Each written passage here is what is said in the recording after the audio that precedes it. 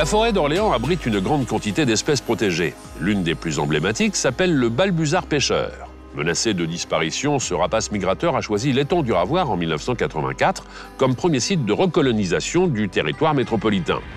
Pour assurer sa reproduction et sa survie à long terme, l'ONF et les associations locales ont mis en place différentes actions afin de protéger cet oiseau et son habitat naturel. En repérant et recensant les aires de présence du rapace, les forestiers peuvent ainsi adapter leur gestion à la présence de cet oiseau. Pour le découvrir, partons à l'Observatoire du Ravoir. Nous allons rencontrer Christine, qui s'assure chaque jour du bien-être des espèces protégées, et Gilles, qui recense au quotidien le nombre de balbuzards pêcheurs dans cette forêt.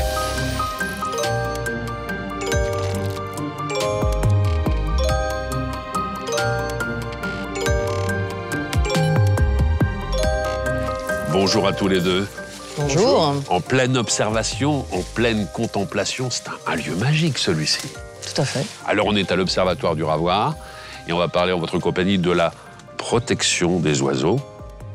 Pas un bruit, un avion très très haut dans le ciel, c'est l'endroit idéal pour protéger les oiseaux, Christine? La forêt domaniale d'Orléans, en effet, c'est l'endroit idéal avec 50 000 hectares et 35 000 hectares de forêt domaniale. D'accord. Donc un endroit en effet magique. La bulle. La bulle pour les oiseaux, entre autres. Quand on parle de protection des oiseaux, qu'est-ce qui justifie le fait de se dire « je vais protéger une espèce d'oiseau plus qu'une autre » ? Alors, tous les oiseaux sont protégés. Oui. Nous, à l'Office national des forêts, on a mis vraiment le focus sur les rapaces, notamment depuis le retour du balbuzard en 1984. Oui.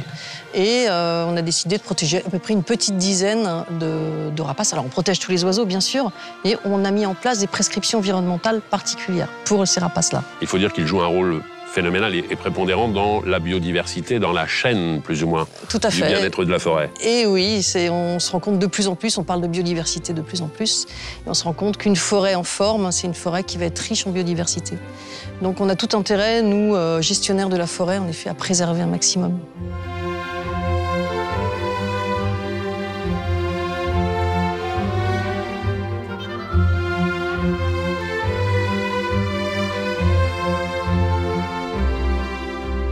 L'un des grands spécialistes du balbuzard pêcheur, c'est Gilles.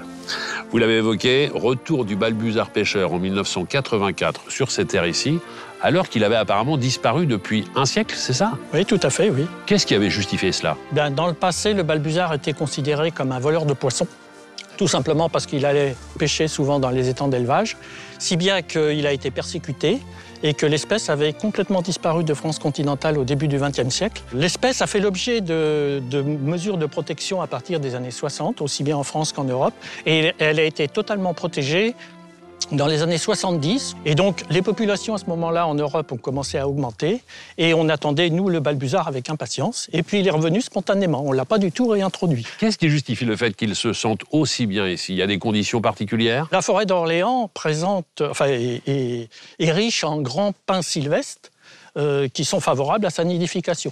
Le balbuzard cherche en général à faire son nid le plus haut possible avec une vue panoramique à 360 degrés tout autour de son nid. Les grands spécimens, donc les vieux arbres, ont une cime tabulaire, ça veut dire que les branches sont horizontales, qui est favorable à l'installation d'un gros nid qui peut peser plusieurs dizaines de kilos, voire plus d'une centaine. Est-ce qu'il faut justement en matière de gestion forestière mettre en place justement des choses tout à fait particulières pour protéger ces oiseaux? Oui, tout à fait. On met en place des prescriptions environnementales, on met en place des aires de protection, donc aires qui font 30 mètres de rayon, aires sur laquelle on ne touche pas du tout à la végétation toute l'année. Et quand l'oiseau revient, donc du 1er mars au 1er septembre, on a des aires, on met en place des aires de quiétude, donc qui s'étendent à 150 mètres autour du nid. Donc, aires sur lesquelles on n'intervient pas du tout, on le laisse tranquille. Alors, on le dit, ce sont des oiseaux migrateurs, ils passent ici, mais ils ne s'arrêtent pas. Après, ils vont un petit peu plus loin. Et est-ce que justement, au moment de la migration, vous en profitez un peu comme on le fait pendant les périodes de vacances pour les enfants?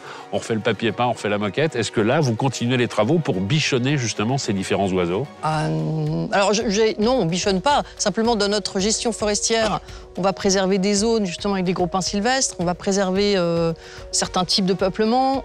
L'avantage de cette forêt, c'est que sur ces 35 000 hectares de domanial, c'est qu'on a une forêt dite mosaïque. Donc on va avoir différents types de peuplements, avec des zones ouvertes, des zones fermées qui vont plaire à certains rapaces, et puis à d'autres. C'est plutôt la gestion mosaïque qui va encourager le retour de ces rapaces. Il y a un travail de recensement ou alors comment est-ce qu'on pourrait dire, vous répertoriez les différents oiseaux qui sont présents ici. Comment est-ce que vous faites d'ailleurs pour les répertorier? On essaye de faire un suivi de la reproduction des oiseaux sur ces nids. Ça consiste à guetter l'arrivée des oiseaux, détecter les dates de couvaison et puis les dates d'éclosion des jeunes. Et ce suivi est fait dans le but, quand c'est possible, qu'un grimpeur aille chercher les jeunes dans le nid pour les baguer. C'est-à-dire que des jeunes qui ne sont pas encore en position de voler, Ils sont pas encore, ils sont à peu près une dizaine de jours de l'envol et les bagueurs les baguent au sol.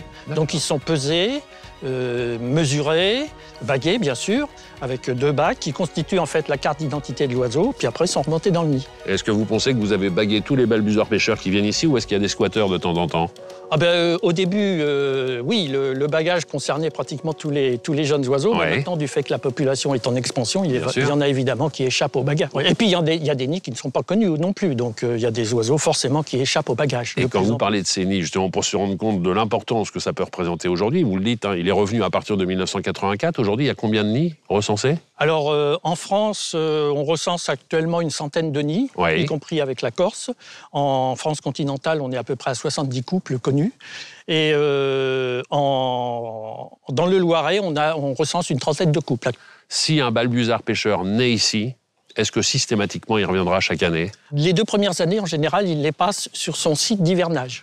Et ça n'est que lorsqu'ils atteignent la maturité sexuelle, vers l'âge de 3 ou 4 ans, qu'ils ont tendance à revenir essayer de se reproduire dans la région où ils sont nés. On appelle ça la philopatrie. Et quand on dit dans la région, c'est dans un rayon assez important autour de leur nid d'origine. Et cette philopatrie est très marquée chez les mâles, plus que chez les femelles. Vous savez ce qu'on vous souhaite? Qu'il y ait de plus en plus de nids ici pour qu'on continue à s'enchanter devant le vol d'un balbuzard pêcheur. Merci beaucoup. Merci à tous les deux. Merci. Merci Christine. Merci. Merci Gilles. Bonne continuation. Je vous laisse profiter du paysage. Merci. Merci.